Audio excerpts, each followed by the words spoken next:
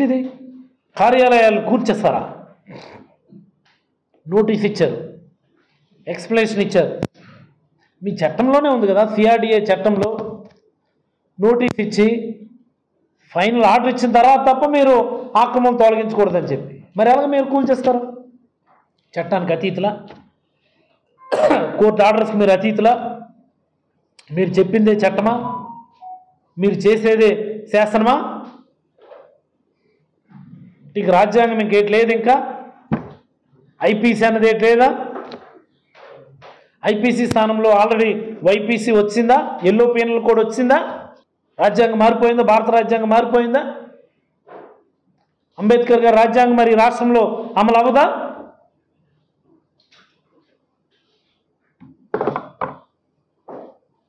చంద్రబాబు గారు ప్రత్యేకంగా రాజ్యాంగం రాశారు ఆల్రెడీ.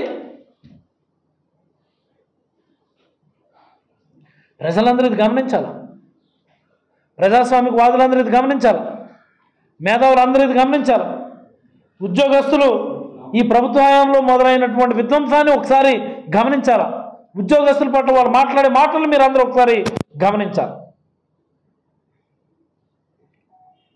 అన్ని గొంతులు కూడా ఏకమవుతాయి రాబోయే రోజులు, అన్ని వర్గాలు కూడా ఏకమవుతాయి రాబోయే రోజులు, అన్ని గొంతులు కలిసి నినందించే రోజు ఇంకా మేము అనుకుంటున్నాం ఏంటంటే చాలా టైం పడుతుందిలే అన్ని గొంతులు కలిసి నినందించడానికి, సంవత్సరమో 2-3 సంవత్సరాలు పడుతుంది, ఈ గొంతులన్నీ ఏకమవుతాయిలే అని మేము ఇంకా అనుకుంటున్నాం. మేము అంత టైం మీరు ఇవ్వడంలా చంద్రబాబు గారు. 3 నెలల్లో నాకు తెలిసి అన్ని గొంతులు కొన్ని నినందించేటటువంటి సమయం ఆసనం అయిపోయిందని నేనైతే అభిప్రాయపడతాను. నేనైతే ఈ పార్టీ కార్యాలయాలను ధ్వంసం చేయడం, పార్టీ కార్యాలయాలను కూల్చివేయడం అనేటటువంటి అంశం ఏదైతే ఉందో దీన్ని చాలా తీవ్రంగా ఖండిస్తూ ఉన్నాను. ఇంతటి దౌర్భాగ్యమైనటువంటి పరిస్థితులు ఆంధ్రప్రదేశ్లో నెలకొల్పబడి ఉన్నాయన్నటువంటి దానికి నేనైతే చాలా చింతిస్తున్నాను. ప్రజలు వేసినటువంటి ఓటుకి ఈరోజు విలువ లేకుండా చేసేస్తున్నారని నేనైతే చాలా బాధపడతాను. అలాగే రెండో అంశం, బృందం అంతా ఆయన ఎలా ఎంకరేజ్ చేశారో కూడా మనం చూసాం. మనం ఎన్నిక అయిపోయింది, మేము ఓడిపోయాము, వాళ్ళు పెద్ద ఎత్తున గెలిచారు, నో డౌట్. గెలిచిన తర్వాత చంద్రబాబు గారు ప్రమాణ స్వీకారం చేసిన రోజే ఇదే అయ్యన్న పాత్రుడు గారు జగన్మోహన్ రెడ్డి గారిని ఉద్దేశించి మాట్లాడిన మాటలు మనం ఒకసారి ప్లే చేద్దామా? ఒకసారి మీరు మరొకసారి ఇది ప్రజలకు చూపించాల్సినటువంటి అవసరం ఉంది నా ఉద్దేశంలో.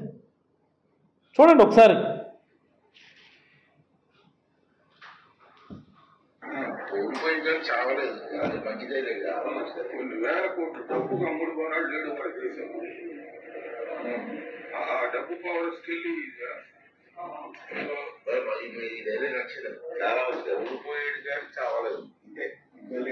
ఓడిపోయారు కానీ చావలేదు. అలాంటి వ్యక్తిని మీరు ఈరోజు స్పీకరం చేస్తా ఉన్నారు. ఎంత వెకిలిగా,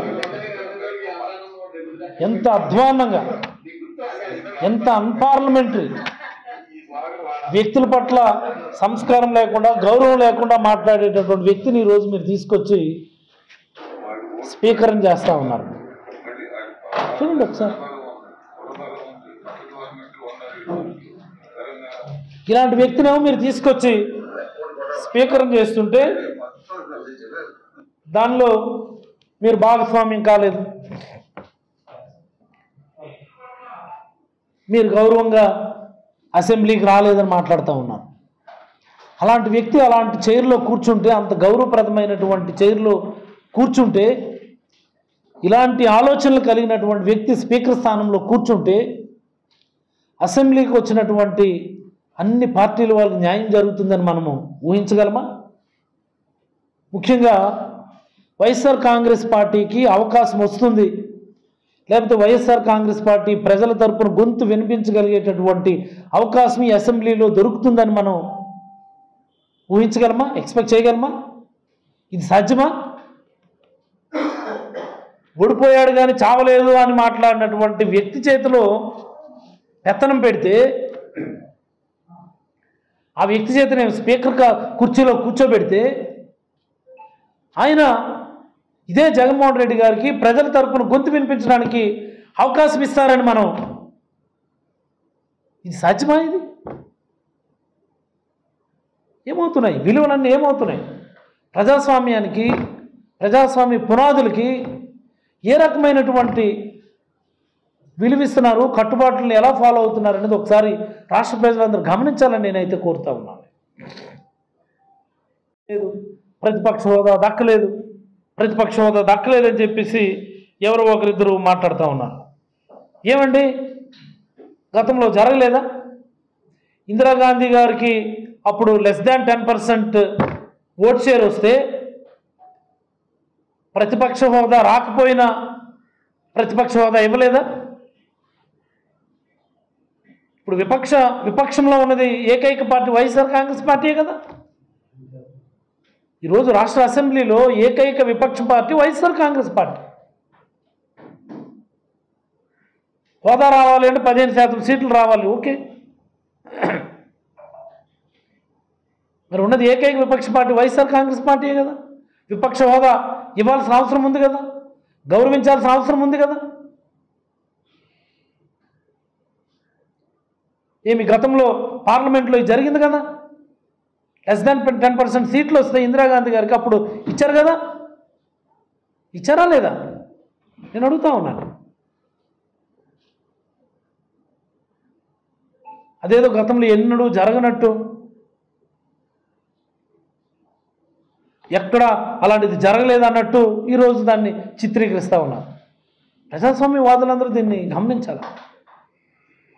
ఈరోజు రాష్ట్రంలో ఉన్నటువంటి ఇంత అధ్వాన్నమైన పరిస్థితులు వస్తాయని ఏ సగటు పౌరుడు కూడా ఊహించుండడు గతంలో.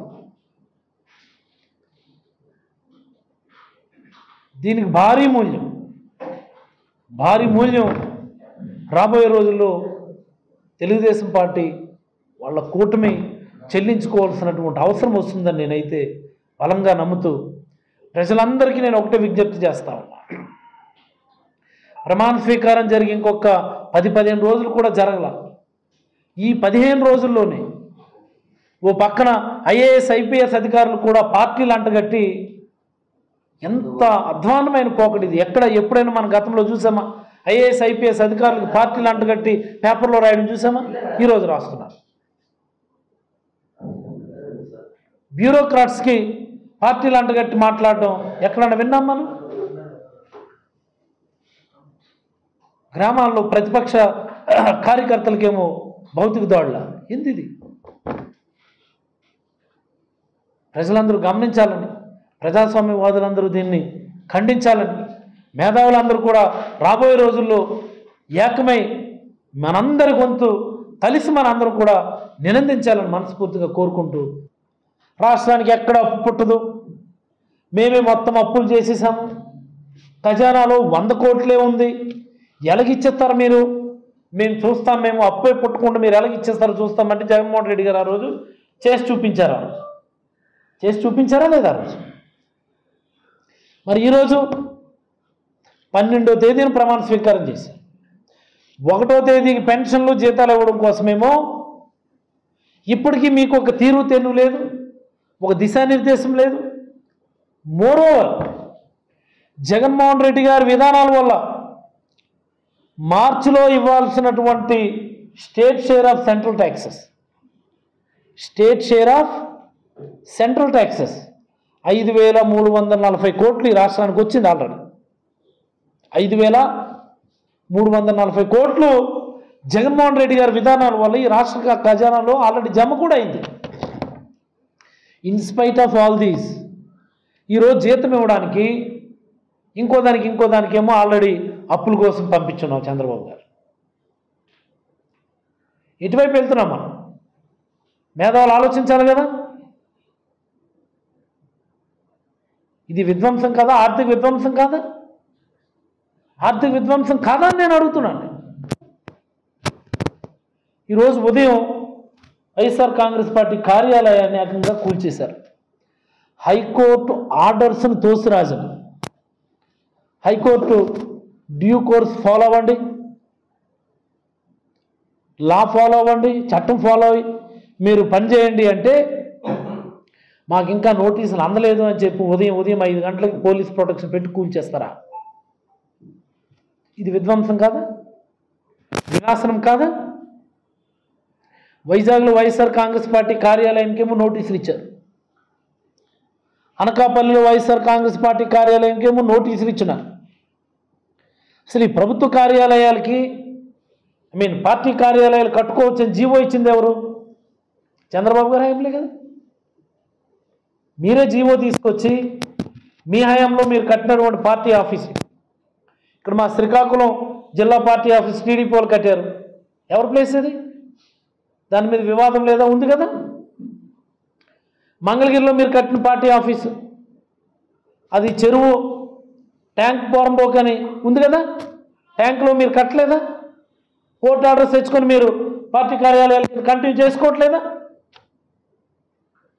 అన్ని అక్రమాలు మీరు నోరు మూసుకొని కూర్చోవాలి.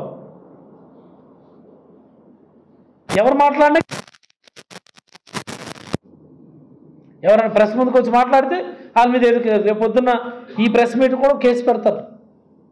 వార్తలు వేసినందుకు మీ మీద కూడా కేసులు పెట్టేస్తారు. అంటే ఈ రాష్ట్రంలో ప్రతిపక్షం ఉండకూడదు, ఎవడు నోరు మెదకూడదు. మేమే పాలించుకుంటాం, మేమే ఆక్రమించుకుంటాం, మేమే విధ్వంసం చేసుకుంటాం, మేమే అన్నీ చేసుకుంటాం. ఎంతకాలం? ఒక్క విషయం గుర్తుపెట్టుకోవాలా,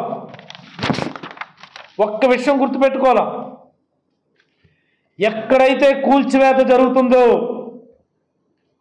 ఎక్కడైతే కూల్చివేత మొదలవుతుందో అక్కడే పునర్నిర్మాణం కూడా మొదలవుతుందన్న విషయాన్ని మనందరం గుర్తుపెట్టుకోవాలి. చాలా ముఖ్యమైనటువంటి మాట ఇది. ఏది ప్రభుత్వ భూమి, ఏది కాలువ, ఏది అడవి, ఏది చెరువు, ఏది పచ్చని మాగాని, వీటన్నిటి ధ్వంసం చేస్తుంటే విధ్వంసం జరగలేదే.